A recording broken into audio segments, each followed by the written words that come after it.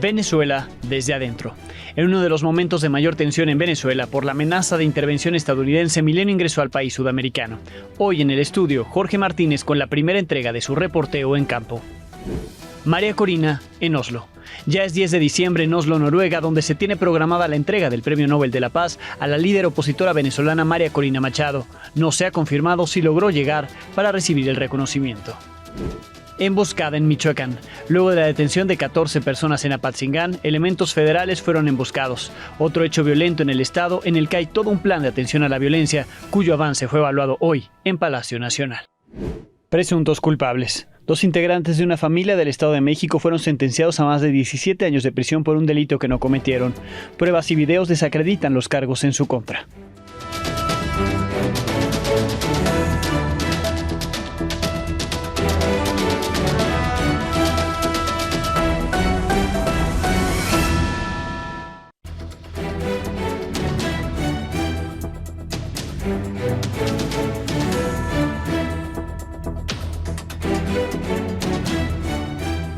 Muy buenas noches. El presidente de Estados Unidos, Donald Trump, siguió defendiendo su estrategia de combate al narcotráfico en América Latina, en mar y hasta en tierra, especialmente en Venezuela, aunque no descartó para México y Colombia ataques en tierra con la intención, dijo, de frenar el flujo del fentanilo a su país.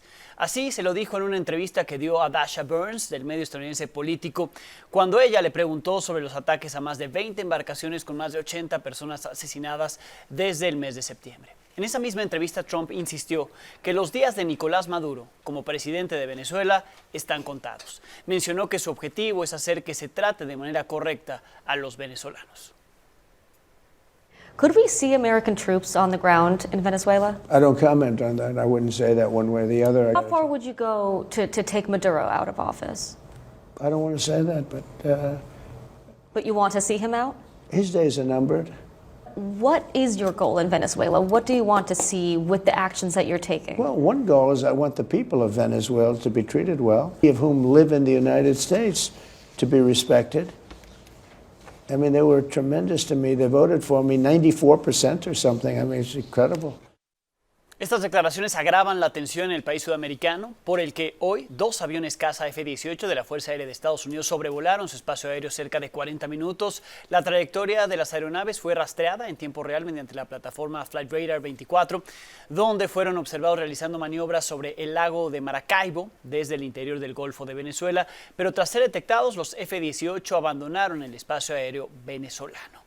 En ese ambiente logró adentrarse mi compañero reportero Jorge Martínez, quien me acompaña hoy en el estudio después de regresar de Venezuela, donde estuviste varios días. Jorge, Alejandro, bienvenido. Gracias por este espacio y muchísimas gracias por presentar parte del trabajo de lo que realizamos ahí en Venezuela. Sí, son varias entregas, hoy la primera, Así pero es. Antes de verlo, de ver el trabajo que nos presentas esta noche, preguntarte cómo fue para ti poder ingresar a este país en medio de la tensión. Entiendo que estabas tú volando o en un avión a punto de despegar en Colombia. Así es. Cuando vimos en un fin de semana, vimos todos ese mensaje en redes sociales de Donald Trump: espacio aéreo cerrado, ninguna aeronave, piloto, decía hasta narcotraficante, puede volar sobre Venezuela. Y tú estabas en un avión por volar hacia Venezuela. ¿Cómo fue ese momento? Justo, Alejandro, en el aeropuerto de Bogotá, en el aeropuerto El Dorado.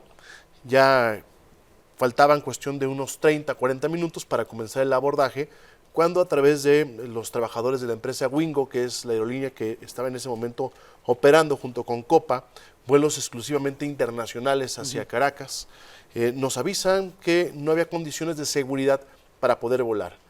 La gente desde luego se empezó a inquietar, incluso la gente comenzó a alzar la voz diciendo: ¿por qué el presidente de Estados Unidos hace un mandato a través de un mensaje en redes sociales, cierran el espacio aéreo? Los comenta la aerolínea que iban a tocar base con el gobierno de Venezuela, nos dicen que hay condiciones para volar, que ya estaban ellos incluso supervisando la seguridad.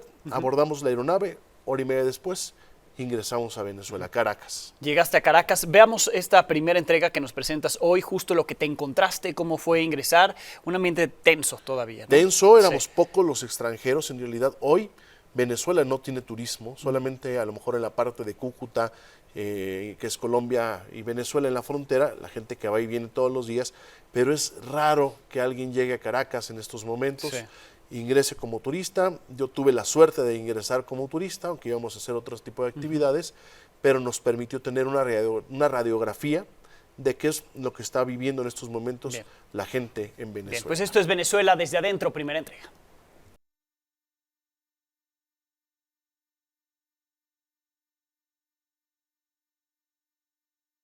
Entrar a Venezuela comienza antes de cruzar migración. En el Aeropuerto Internacional Simón Bolívar de Maiquetía, los primeros mensajes no son turísticos ni amigables, sino políticos. En los pasillos y muros hay carteles con el rostro del opositor y enemigo número 1 del régimen de Maduro, Edmundo González Urrutia, y la consigna: se busca.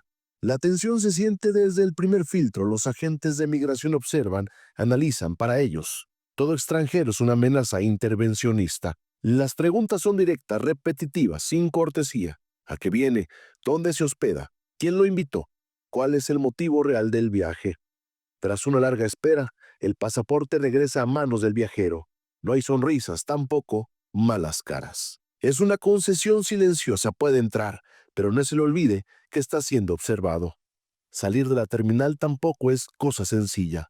No hay Ubers ni Didis. Operan otras plataformas creadas por venezolanos como Yumi, Rider y Django. El trayecto hasta Caracas ronda los $50. La ciudad se revela poco a poco.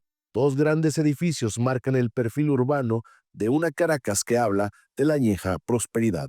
En el taxi, las conversaciones confirman la incertidumbre. La gente sigue trabajando, sobreviviendo, mientras que las noticias de la presión internacional se repiten. Las calles muestran mensajes claros. Nicolás Maduro observa desde muros, avenidas y espectaculares. Consignas, colores, resistencia. Óigaseme bien, mi opinión firme, plena como la luna llena, irrevocable, absoluta, total, es que ustedes elijan a Nicolás Maduro como presidente de la República Bolivariana de Venezuela. En Caracas, la política no se esconde, se exhibe. Solidaridad. Por la paz en Venezuela clamo solidaridad. Pero junto al poder aparece la fe, imágenes católicas, santos venezolanos, altares improvisados, fotografías de Maduro con el Papa Francisco. Política y espiritualidad conviven en el mismo espacio, como dos refugios distintos ante la misma incertidumbre. Con el paso de las horas el ambiente se tensa. El miércoles por la tarde algo cambia.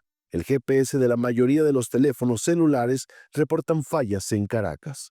Google Maps deja de marcar rutas, distorsiona los trayectos y se cierra sin explicación. No es el teléfono, no es la señal, es quizás sabotaje. Casi al mismo tiempo llega otra señal de alerta. Se suspenden los vuelos internacionales. Wingo y Copa Airlines, las últimas aerolíneas extranjeras en operación, cancelan rutas alegando fallas en los sistemas de navegación. El mensaje no es oficial, pero es claro. El espacio aéreo comienza a cerrarse. Las opciones para salir del país se reducen drásticamente. Las aerolíneas locales no tienen disponibilidad y en su mayoría solo aceptan dólares en efectivo como pago por el ticket. 5 días después, a la hora de partir, hay que improvisar para abandonar Venezuela. El espacio aéreo no está cerrado, pero las fallas obligan a las aerolíneas internacionales a permanecer en tierra. En un vuelo doméstico viajamos de Caracas a El Vigía, Mérida, y desde ahí un recorrido terrestre de 173 kilómetros hasta la frontera con Colombia, casi 4 horas por carreteras deterioradas, con un costo de más de 3,000 pesos mexicanos. En la frontera ya está el relevo. Un taxista venezolano paga a su contraparte colombiano para garantizar el cruce seguro. Antes de despedirse, toma una fotografía del vehículo, no como recuerdo, sino como prueba de que el pasajero fue entregado sano y salvo. Para Milen Noticias, Jorge Martínez. Pues ahí una pincelada de lo que viste, Así Jorge, es. y las complicaciones para entrar y salir narradas en primera persona lo que viviste. ¿Qué veremos en las siguientes 2 entregas? Vamos a ver el día de mañana el consumismo, ¿no? Porque atrás quedó el Venezuela, en donde veíamos imágenes de falta de alimentos, de tiendas de conveniencia o grandes centros comerciales sin nada de alimentos. Hoy Venezuela ha cambiado. También ya hay que mencionarlo, el recurso económico ha ganado un poco de poder adquisitivo, pero es complicada la cosa, ¿no? Porque entender incluso el tipo de cambio en Venezuela es difícil. Por un lado aparece un tipo de conversión en dólares, bolívares y hasta en euros. Entonces es como complicado. Cuando llegas al comercio, cuando ves llegas los al 3 comercio. precios. Ajá. Para que nos demos una idea, un trabajador del gobierno de Venezuela percibe un salario mensual de $6, más un bono que va de los 100 a los $200, pero no te depositan en dólares, te depositan en bolívares. Al momento de que te cae el dinero a tu cuenta bancaria es menos el 50% por la depreciación del dinero. Entonces, pero además, si tú dejas tu dinero ahí, todos los días empiezas a perder, todos los días pierdes. La gente saca el dinero, lo lleva al mercado negro, compra dólares, recupera un poquito de mayor capacidad económica y empieza a comprar enseres domésticos. Mañana platicamos de eso. La siguiente entrega es cómo se vive un mitin de Maduro. Estuviste en uno, Estuve en uno, el día que se puso a bailar, ¿no? Que se le veía muy preocupado por las amenazas del gobierno de Estados Unidos. Les vamos a platicar cómo la gente recibe una dádiva, recibe una despensa, los trasladan en autobuses hasta el Palacio de El acarreo Miraflores. en Venezuela. El acarreo, muy similar. Sí, gracias. Muchas gracias, Jorge, Alejandro, por el estamos espacio y gracias atentos. a la gente que editó la pieza. Muchas Sí, gracias. estamos atentos a las piezas, las seguiremos viendo, por supuesto, en este espacio y además leemos tus crónicas en Milenio Diario y en milenio.com. Gracias. Gracias, buenas noches. Gracias a Jorge Martínez. En Oslo, Noruega, está todo listo para la entrega en unas horas del Premio Nobel de la Paz 2025, precisamente a la líder opositora de Venezuela, María Corina Machado, de 58 años. El premio se le otorgan por su defensa a la democracia. Se le reconoce por construir un movimiento que desafió al presidente de Venezuela, Nicolás Maduro, en las urnas y ser símbolo de la resistencia al chavismo. Hasta ahora se desconoce dónde está María Corina Machado. Poco después de las elecciones presidenciales de 2024, se escondió por temor a ser detenida. Solo se le vio en una ocasión en una manifestación. El comité del Premio Nobel ha afirmado que ella sí llegará a recibirlo. Hay versiones que afirman que ya salió de Venezuela escoltada por aviones de Estados Unidos, pero no lo hemos podido confirmar en este espacio. Quienes están en Oslo para asistir a la ceremonia son Edmundo González Urrutia, quien fue candidato de la oposición en las elecciones presidenciales de Venezuela y de acuerdo con las actas, él habría ganado esa elección, así como los presidentes de Argentina, Javier Milei, también en Oslo, de Panamá, José Raúl Mulino, además de la madre, la hermana y los hijos de María Corina Machado. Ahorita pasan de las 5 de la madrugada, todos los asistentes, entendemos, siguen dormidos. Unas 200 personas participaron en una manifestación impulsada por organizaciones de Noruega contra la concesión del Nobel de la Paz a María Corina Machado. Los manifestantes gritaron consignas como ningún premio de la paz para los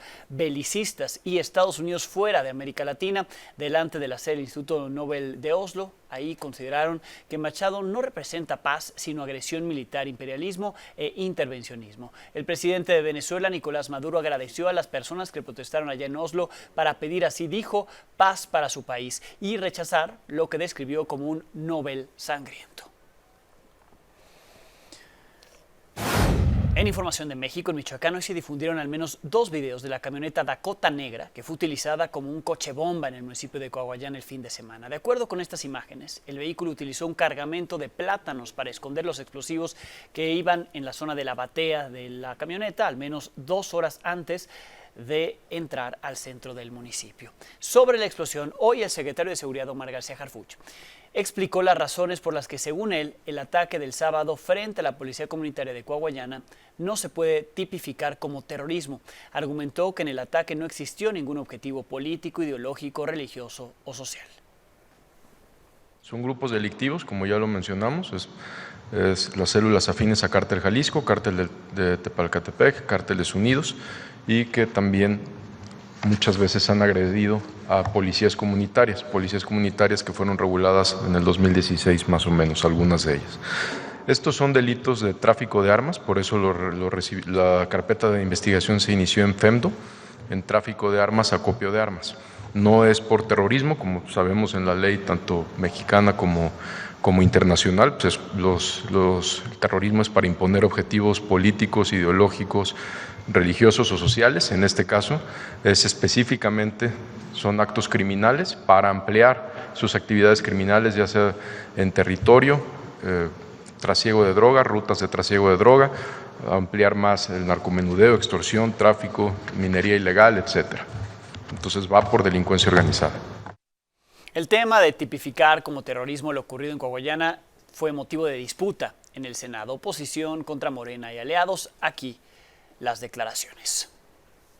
Ya no solo drones bomba, campos de exterminio, crematorios, minas, coches bomba. ¿Cuándo habían visto eso?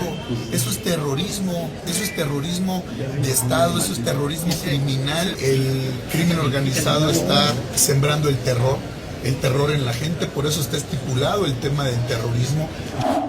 No es temor a clasificarlo, como les digo, pues la fiscalía, los fiscales tienen la facultad de, una vez que revisan la integración de una carpeta de investigación, poder reclasificarlos. Yo no veo que haya terrorismo en México. Es que ese es el problema. O sea, para el gobierno no hay violencia, para el gobierno no hay delincuencia, para el gobierno tampoco hay terrorismo. ¿Cómo no va a ser un acto de terror hacer explotar un vehículo? Pues claro que es un acto de terror que busca intimidar. Eso es específicamente el terrorismo. Volviendo a lo que pasa en Michoacán, esta tarde 2 policías municipales resultaron heridos en una emboscada en la región de Apatzingán, la cual, como le informé la semana pasada y vimos las imágenes, se encuentra blindada por el operativo Paricutín con más de 10,000 militares desplegados. Los policías estaban haciendo un recorrido de vigilancia sobre la carretera Apatzingán a Caguato cuando fueron sorprendidos por estos hombres armados, lo que generó un enfrentamiento. La Secretaría de Seguridad Pública de Michoacán confirmó a Milenio que los oficiales se encuentran estables, están ya bajo atención médica. Momentos antes del ataque, las autoridades informaron de la detención de 16 personas en distintos municipios como resultado de las acciones del Plan Paricutín. Además, se aseguró un arma, 7 vehículos robados y 48 dosis de droga. Sobre este tema, la presidenta Claudia Sheinbaum se reunió este martes con parte de su gabinete y con el gobernador de Michoacán, con Alfredo Ramírez Bedoya, para hacer una evaluación del Plan Michoacán a un mes de que se puso en marcha. En este encuentro también estuvieron presentes la secretaria de Gobernación, Rosa Isela Rodríguez, el secretario de Seguridad, Omar García Harfuch, el general Ricardo Trevilla Trejo, secretario de la Defensa, entre otros funcionarios. Donde también hay un despliegue de las Fuerzas Armadas es en Colima, pero aún así los grupos criminales operan a plena luz del día. Hoy el subsecretario de Seguridad Pública del Estado sobrevivió a un atentado en su contra.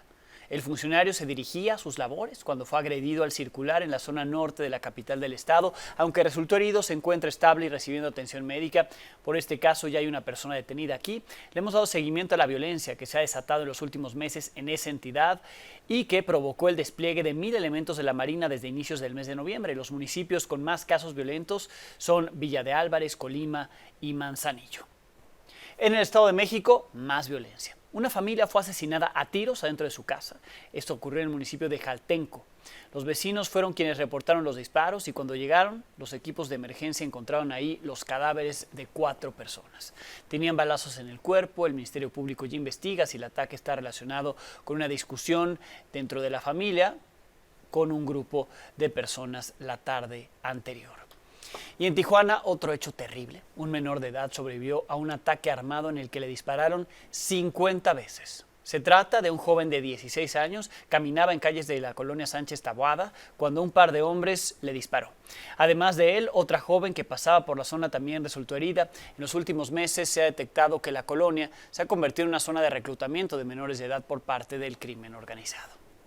Hoy fue martes de Gabinete de Seguridad en la conferencia mañanera de la presidenta. No acudió la nueva fiscal Ernestina Godoy, aunque la presidenta dijo que ya la invitarán en futuras ocasiones. Lo que sí se presumió ahí fueron cifras de descenso en delitos. El gobierno federal celebró que el promedio diario de homicidios dolosos mantiene su tendencia a la baja, 37%.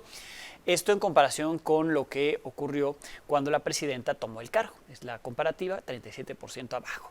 Lo que no ha bajado es la extorsión. Desde que llegó la Cuarta Transformación, este delito ha subido 23% según cifras oficiales. Eso sí, el gobierno federal asegura que la nueva estrategia contra la extorsión está ayudando a cambiar la tendencia. Se ha detectado que 12 centros penitenciarios concentran el 56% del total de las líneas telefónicas reportadas para extorsionar a través del 089. Para evitar que este delito se cometa desde el interior de los penales y proteger a la ciudadanía, se han implementado acciones conjuntas de bloqueo de señal, revisión tecnológica y operativos de supervisión. Por ello se realiza la instalación de inhibidores de señal. El 33% de las líneas detectadas han sido bloqueadas mediante el retiro de la antena en Altamira, Tamaulipas, cambio de antena en Matamoros y bloqueo total de los servicios 3G y 4G en Santa Marta, Catitla. Como saben, la extorsión es el delito que ha aumentado más y tenemos una estrategia especial. Ya pasó una ley que nos permite que se persiga de oficio la extorsión. El jueves vamos a tener una reunión con todos los gobernadores para que esta ley pase también en todos los estados de la República. En exclusiva en este espacio le podemos confirmar que un juez de Nueva York aplazó la audiencia de Servando Gómez Latuta para marzo del próximo año ante un posible acuerdo de culpabilidad. Podría declararse culpable Latuta en Estados Unidos. Mi compañero Arturo Ángel tuvo acceso a la orden del juez donde autoriza que el ex líder de la familia michoacana tenga su audiencia el próximo 17 de marzo. Se establece también que se suspenden los plazos legales que correrían para que el caso llegue a juicio. El 5 de diciembre, Milenio publicó que la Fiscalía y la defensa del capo buscaban una negociación de culpabilidad. Latuta enfrenta 2 cargos de conspirar para traficar drogas que le traerían una pena de hasta 40 años de prisión si decide irse a juicio y es declarado culpable. Pero si es el que acepta los cargos, la pena se reduciría tomando en cuenta el tiempo que ya estuvo preso en México. Antes de ser trasladado a Estados Unidos en agosto pasado, ya llevaba años detenido. Mañana podrá consultar todos los detalles de esta información sobre este posible acuerdo de Estados Unidos con Latuta, tanto en Milenio Diario como en milenio.com. En más de los capos ante la justicia de Estados Unidos, la sentencia contra Ismael El Mayo Zambada podría ser aplazada para abril del próximo año en lugar de realizarse o de conocerse el 12 de enero. Como estaba previsto. Su abogado Frank Pérez pidió que se reagende porque tiene retrasos con la elaboración del informe previo a la sentencia. Lo curioso es que el abogado está argumentando en el documento que la violencia e inestabilidad en México, que ven aumento en varias regiones del país, le han impedido acceder a testigos en favor del Mayo Zambada. Con esos testimonios, Frank Pérez busca que el juez imponga una pena menos severa que la que busca la Fiscalía estadounidense. El gobierno de Estados Unidos transfirió a México 14 prisioneros que cumplían sentencias federales por tráfico de drogas y uso de armas de fuego. El Departamento de Justicia informó que los propios presos pidieron su traslado a México y ambos gobiernos estuvieron de acuerdo. Esto se pudo concretar como parte del Tratado de Transferencia Internacional de Prisioneros que ambos países firmaron. Aunque no se dieron a conocer las identidades, se informó que sus sentencias van de 22 meses a 4 años y medio de prisión. En el caso del exgobernador de Chihuahua, César Duarte, quien se encuentra recluido desde anoche en el penal del Altiplano en el Estado de México, este día se lleva a cabo la audiencia inicial en la que la Fiscalía General de la República ya informó que lo acusa de uso de recursos de procedencia ilícita por más de 70 millones de pesos mediante empresas ganaderas. La defensa del exgobernador intentó evadir el juicio al plantear que cuenta con un amparo que impedía su detención. Además, informó a la jueza que actualmente enfrenta otro proceso en Chihuahua por peculado, por el cual ya cuenta con un brazalete electrónico y otras medidas cautelares. La jueza consideró como improcedente esta solicitud al afirmar que se trata de causas penales distintas, una del fuero común, la de Chihuahua, y otra del fuero federal, a que le imputa la Fiscalía General de la República. Se espera que la audiencia se extienda incluso hasta la madrugada. Esta tarde conversé con uno de sus abogados, con Juan Carlos Mendoza, quien me argumentó parte de lo que estaban presentando en la audiencia. Porque es que ellos dicen que los hechos son similares o los mismos por los cuales ya está siendo juzgado en Chihuahua y no habría motivo por el cual sea juzgado ahora por el fuero federal. Esto es parte de lo que me dijo. Hemos visto tanto en la orden de aprehensión como en algún comunicado el hecho de operaciones con recursos de procedencia ilícita. Sí. Pero también hemos visto comunicados que hablan de lavado de dinero. Esto sería contradictorio. Esto en principio, en un segundo momento, Alejandro, creo que vale la pena que el auditorio conozca que es la primera vez en la historia del país donde una persona está enfrentando los mismos hechos en 3 procesos diferentes. Estos mismos hechos ya fueron juzgados por un tribunal de justicia administrativa. Esos mismos hechos están siendo juzgados por un tribunal aquí a nivel local, por autoridades jurisdiccionales estatales en la causa penal número 3041, donde ahorita estamos en espera de la apertura del juicio. Y ahora resulta que también está siendo juzgado, son al parecer los mismos hechos, lo cual supone una aberración y una violación flagrante a los derechos humanos. Hablando de justicia o injusticia como la que le presento. En el Estado de México, 2 integrantes de una familia fueron sentenciados a más de 17 años de prisión por un delito que no cometieron. Familiares de Saúl Cervantes Fuentes y Alejandro Fuentes contactaron este espacio para denunciar que desde el año 2022 son víctimas de un modus operandi de la Fiscalía Estatal para fabricar culpables, es lo que ellos acusan. Presentaron incluso videos, mostraron por qué ellos no son culpables de ese delito de robo a un cajero. Y primero les inventaron una carpeta de investigación sobre narcomenudeo, los tuvieron detenidos, luego ya salieron, en fin, una serie de irregularidades evidentes. Este es un trabajo de Emir Castañeda. Mi hijo, mi nuera se quedó embarazada y realmente ya mi nieta tiene más de 3 años y no la conoce, ¿sí? Mi hermano ya estaba en su edad que ya él es pensionado ya y estaba en casa ya se merece una vida tranquila. La vida de Saúl y Alejandro cambió de forma radical el 12 de abril de 2022, cuando fueron detenidos por agentes de la Fiscalía del Estado de México, quienes los acusaron de ser parte de una violenta banda llamada Los Marrufos. Ellos se encontraban aquí en esa parte. Mi papá estaba trabajando al lado, en donde está el Zaguán Blanco. Llegan personas vestidas de civil en camionetas particulares y fuertemente armados, lo levantan y a otras 3 personas más que se encontraban a un lado de él, pues su tío sale grabando y diciendo que lo suelten, que él no hizo nada, que suelten a su sobrino, y pues también lo encañonan y lo suben. Según el Ministerio Público, la madrugada del 10 de octubre del 2021, los 2 integrantes de la familia Fuentes participaron en este robo de un cajero de Banco Azteca ubicado en el municipio de Tlanepantla, el cual fue arrancado de la pared con herramientas de construcción y la ayuda de una manguera de bombero que fue jalada por una camioneta.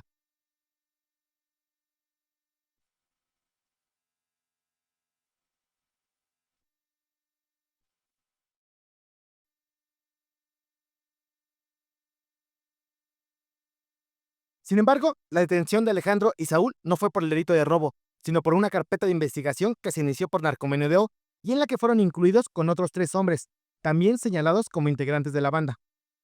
Les fabrican una carpeta de investigación relacionada con daños a la salud. Se ordena su inmediata libertad y cuando ellos salen del centro preventivo de Ecatepec, a las afueras de ya los estaban esperando agentes de policía de investigación. Ellos alegaban que tenían una orden de aprehensión en su contra, la cual no les enseñaron, no les mostraron. De días posteriores tienen la audiencia inicial por el delito de robo con motivación agravante de haberse cometido con violencia. Cuando fue detenido el 12 de abril de 2022, Saúl se encontraba en recuperación por un accidente que había sufrido meses antes y que lo dejó con problemas de movilidad en una pierna. Había salido a buscar a su tío y estaba a punto de convertirse en padre por primera vez. Yo tenía 6 meses de embarazo cuando él lo detiene y obviamente pues él no la conoce, no, o sea, físicamente no, le he mandado fotos, pero pues no, de 3 años. Por su parte, el señor Alejandro, de 60 años, estaba enfermo de diabetes y su padecimiento se ha ido agravando durante su reclusión. Tiene lo que es la diabetes ya por un poco avanzada, se podría decir. Y el problema es de que luego no le dan los medicamentos que ocupa ahí. Alejandro y Saúl lograron obtener una reposición de su juicio. Sin embargo, el juez a cargo desechó las pruebas que presentó su defensa apenas en noviembre y el testimonio de uno de ellos que narró que durante su detención había sido torturado. Era otra persona que se me sube a los pies, ¿sí? Y me pone una bolsa en la cabeza. Me empieza a golpear en las costillas y yo le digo, pues me estoy ahogando, ¿no? Pero no me entendía, no me escuchaba o no sé. Para Mili Noticias, Emir Castañeda.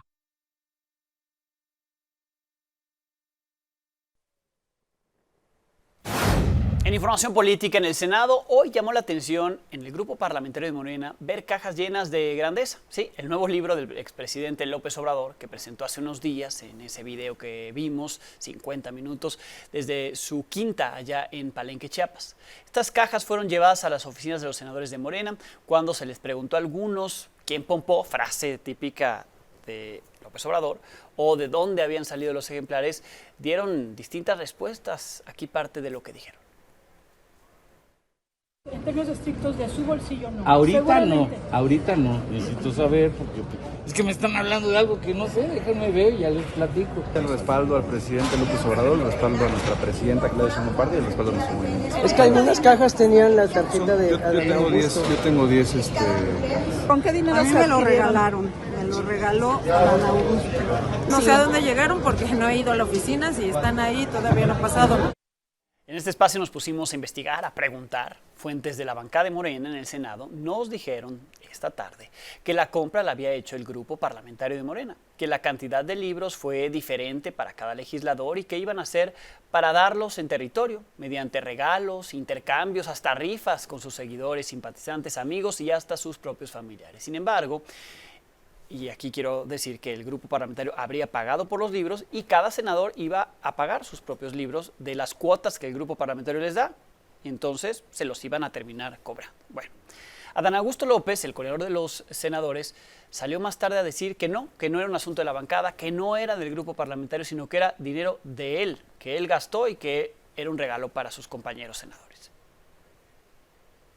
Yo decidí compartirle a los compañeros unos libros de una reciente obra de Miguel Andrés Manuel. ¿Los recursos salen de su bolsa, coordinador, de la bancada? Sí. No, de recursos propios, unos 100 libros. Pero entonces no se están utilizando recursos del erario, ni del Senado, ni del grupo parlamentario. Ni del Senado, ni del grupo parlamentario.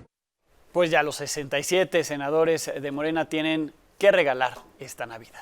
Eso en el Senado. En la Cámara de Diputados se aprobó la reforma a la Ley General de Salud que prohíbe los cigarros electrónicos y vapeadores con multas, cárcel a quienes importen y comercialicen los productos, no a quien los use. Morena y aliados afirmaron que el proyecto no criminaliza ni sanciona a los consumidores, a pesar de que la oposición afirmó que sí los está criminalizando. Aquí parte del debate. Quiero subrayar con toda claridad, no se sancionará al consumidor individual. La sanción recae únicamente en quienes pretenden adquirir estos dispositivos con fines de comercialización, distribución o lucro. Hoy esta Cámara está a punto de aprobar la reforma más prohibicionista, más autoritaria y más absurda que este país ha visto en décadas. 8 años por esto. Ustedes quieren hoy, con este dictamen, encarcelar a los que traen un vapeador. Y vale la pena puntualizar de que si ya anunciaron la reserva, es porque el PRI, el PAN y Movimiento Ciudadanos, desde la Comisión de Salud dijimos que eso estaba mal. Esta mañana el director general de la Comisión Nacional del Agua, Efraín Morales, acusó que exfuncionarios del organismo se otorgaron a sí mismos o a sus familiares títulos de concesión de agua durante los sexenios del PRI y del PAN. Señaló que se adjudicaron al menos 150 títulos de concesión, los cuales concentran cerca de 47 millones de metros cúbicos, de agua. Justificó que con la nueva ley buscan llevar a cabo un proceso de ordenamiento de todas estas concesiones, el cual permita terminar con el acaparamiento y sobreexplotación. Durante el periodo del presidente Fox, varios casos, pero son algunos del presidente Fox y otros del presidente Peña, fungían como funcionarios de la propia Comisión Nacional del Agua y se otorgaron a sí mismos o a algunos familiares alrededor de 150 títulos de concesión. Concentran o acaparan alrededor de 47 millones de metros cúbicos. Hemos estado revisando 536,000 títulos de concesión, que es la totalidad de los títulos que se tienen, y efectivamente hemos detectado que una gran cantidad de títulos que fueron otorgados, por ejemplo, para el uso agrícola, están siendo utilizados de una manera ilegal en campos de golf, en algunos complejos deportivos. Y en más sobre el agua, tras la amenaza de Donald Trump de imponer 5% de arancel a México si no cumplía con el Tratado de Aguas bilateral, la presidenta Claudia Sheinbaum explicó las razones por las que no ha cumplido México con su parte. Dejó en claro que la intención es cumplir con la entrega del agua. ¿Qué nos limita a entregar más agua? Pues uno, las propias necesidades de agua en nuestro país, cumpliendo con el tratado. Y dos, pues el tamaño del ducto que lleva agua al río Bravo. Pero está la gráfica de lo que se entregó de agua este año. Es mucho más agua de la que se había entregado en años anteriores. ¿Por qué? Pues porque había agua, porque teníamos la posibilidad de entregar más agua. Y ahora, para poder cumplir con el tratado, pues tenemos un acuerdo y se van a hacer una serie de propuestas para poder entregar agua de aquí a diciembre y otra que venga en los siguientes años. La presidenta había dicho que se tendría la quinta reunión virtual entre autoridades de México y Estados Unidos para abordar precisamente el tema del agua, pero hasta ahora no se ha informado si se llevó o no a cabo o si será hasta mañana cuando se conozcan los detalles. Con esto hacemos una pausa. Volvemos.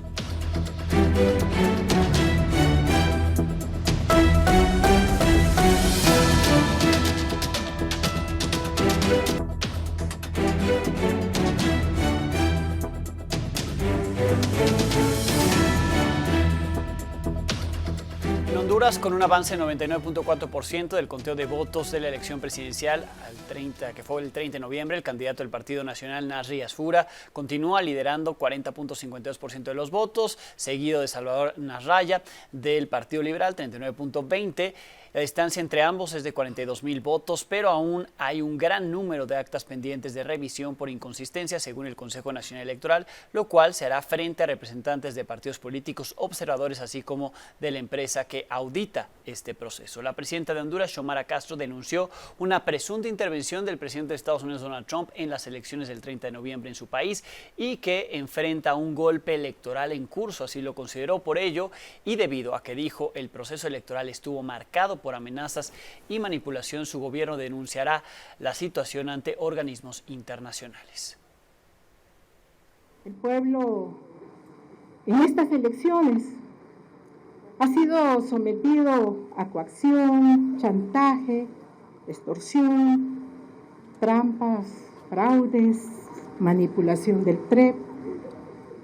Estas amenazas constituyen un ataque directo a la voluntad popular, que vamos a denunciarlo en Naciones Unidas, la Unión Europea, CELAC, la OEA y otros organismos internacionales. En más información del mundo, los palestinos en Gaza están enfrentando el tercer invierno sin refugios dignos. Las bajas temperaturas, pero sobre todo las fuertes lluvias, han agravado la crisis humanitaria en la región e Israel sigue restringiendo la entrada de esta ayuda. En este caso de tiendas de campaña donde puedan vivir los desplazados, les muestro lo que está pasando. Ahí están unas tiendas de campaña bastante en pésimas condiciones incluso y no dejan entrar más tiendas de campaña que está enviando la comunidad internacional. Aquí lo que se vive desde Gaza. La crisis humanitaria en Gaza se agravó debido a que las lluvias de las últimas semanas inundaron cientos de tiendas de campaña en las que viven los desplazados. Muchas de ellas podrían derrumbarse si las condiciones climáticas no mejoran. بقينا قاعدين نايمين الفراش ما شفنا له المطر والواد طف علينا وبناتنا غرقنا رسوب الصغير غرقنا والفراش صار مجاري مش عارف وين نروح قاعدين في الشارع حلقين الفراش هكو جوا مجاري أولادنا غرقوا أنا هم في الشوارع أولادنا. Además, hacen falta tiendas de campaña y con qué cubrirlas para que no se filtre el agua de las lluvias. غرقنا زي ما انت شايف. هاي شيتت الدنيا وخش السيل علينا والكل لا في شادر ولا في خيمة ولا في حاجة زي ما انت شايف والمية كلها خشت علينا وهاي حالنا فراشنا مش عارفين وين بدنا ننام فشي. وزي ما انتم شايفين هاي المي غرقانين، حتى بنية تحتية للصرف صرف المطر ما فيش.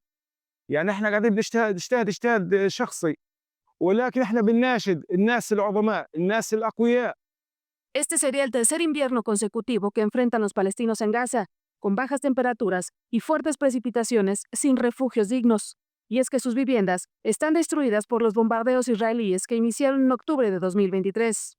La Oficina de la ONU para la Coordinación de Asuntos Humanitarios ha denunciado que Israel restringe la entrada de tiendas de campaña y equipos esenciales para el mantenimiento de los desagües pluviales y la reparación de la infraestructura de saneamiento. Según autoridades de defensa civil en Gaza, son necesarias cerca de 450,000 tiendas de campaña para dar refugio a los desplazados. Con información e imágenes de Ahmed Kamay, Milenio Noticias. Hablando de lo que pasa en la Franja de Gaza, Reporteros Sin Fronteras reveló que Gaza es el lugar más peligroso para ejercer el periodismo en el mundo actualmente, con 29 periodistas asesinados en el último año. Esas muertes fueron provocadas por ataques del ejército de Israel, según documentó esta asociación.